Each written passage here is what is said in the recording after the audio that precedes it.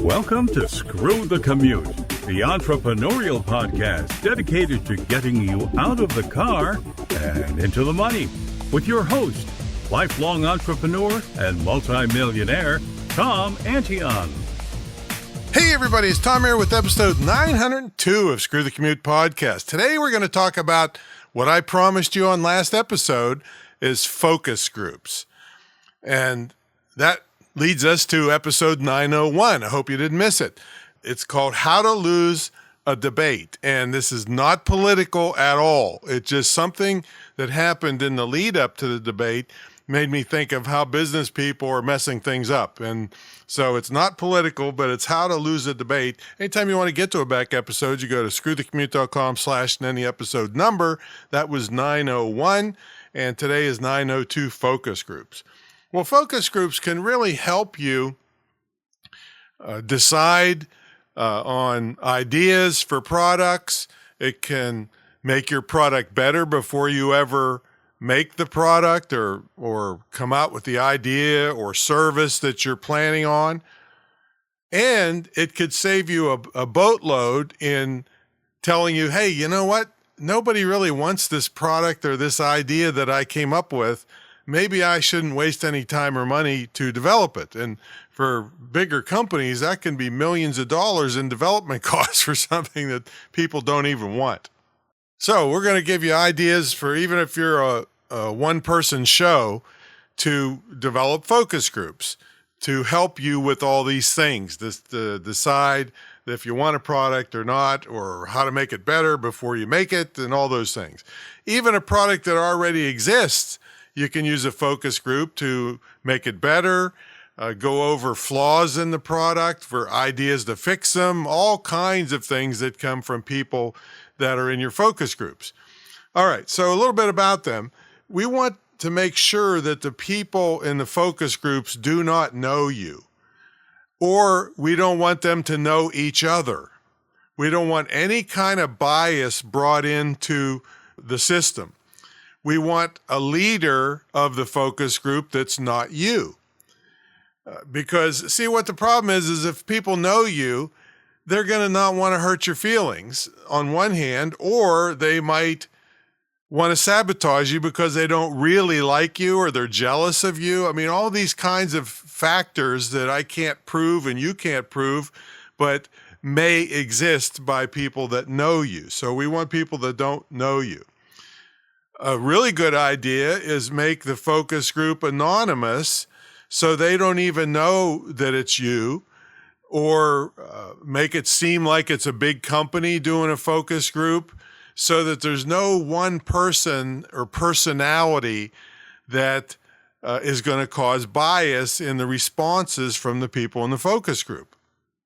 I usually tease about the poor man's focus group, like for your website. I tell people to get a person to look at your website, put a video camera on them, give them a piece of paper and a pencil to write down when they're trying to navigate your website, and get a baseball bat. And they say, baseball bat? Yeah. So if you are watching this happen of them trying to navigate your website and all the questions that they have, if you have any inkling or urge to jump in and say, no, you should click here, take the baseball bat and hit yourself in the head with it, because you're not going to be there to help them navigate your site. See, so that's the poor man's or poor woman's or its way to at least improve your website for very little or no money, all right, other than buying a baseball bat. All right, now another thing about the people in the group, they should be fairly homogeneous. In other words, you don't want a 15-year-old and a 60-year-old in the group about your product. Now, it would be okay to have a whole bunch of 15-year-olds, if their parents are there, of course, or a whole bunch of 60-year-olds. But it's just too big a difference in the discussion going on from the different perspectives that it's just going to confuse you. So it's okay to have multiple groups. In fact, most of the time, 3 or 4 by most standards are better. That gives you the most valid results in your focus group. And you want it to be a free-flowing discussion. And when you quit doing focus groups on that particular idea or product is when you're not getting anything new from anybody. If you keep getting new stuff that's, oh man, I never thought of that, then keep going. Okay. Let's see. Now, standard is about 8 to 10 questions that stimulate discussion. And you don't want questions that have yes or no answers. You want short questions that are very clear. You want to make sure they're non-threatening or embarrassing unless you're doing like a Zoom call with no videos on and no names involved. Then you could have, because there are products and services that could be embarrassing for people. I get that. So you got to do a little bit different. You don't want them in person and, because you won't get as many people to show up. Now, how do you get people to be in your focus groups? Again, I said, I don't want people that know you. Even if I was going to do a focus group, I wouldn't advertise it to my email list because they all purport to know me in some fashion. They know it's me behind it. They know my personality if they've been on the list for a while. They may have been on webinars with me and see what I'm all about. So I don't want that. I want totally unbiased opinion. So how do you get that? Well, you could advertise for people, offer an incentive, $25, $50 for opinions on stuff. Now, if they have to show up in person, well, you might have to have a place to do it. You really need to make it easy for them to attend. You might need some food and refreshments for them.